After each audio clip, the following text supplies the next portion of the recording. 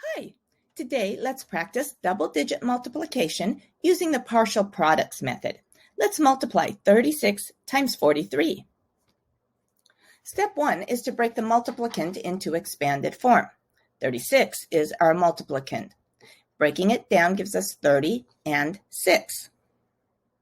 Step 2 is to multiply the expanded form of the multiplicand by the digit in the ones place of the multiplier. 43 is our multiplier, 3 is in the ones place. 30 times 3 equals 90, and 6 times 3 equals 18. Step 3 is to add the answers from step 2 together. 90 plus 18 equals 108. Step 4 is to write the expanded form of the multiplicand again, 30 and 6. Step 5 is to multiply the expanded form by the tens value of the multiplier. 4 is in the tens spot, so that's 40. 30 times 40 is 1,200, and 6 times 40 is 240.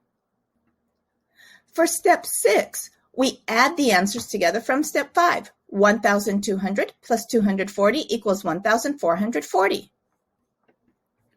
Now, we add the sum or partial products from steps 3 and 6. 108 plus 1,440 equals 1,548.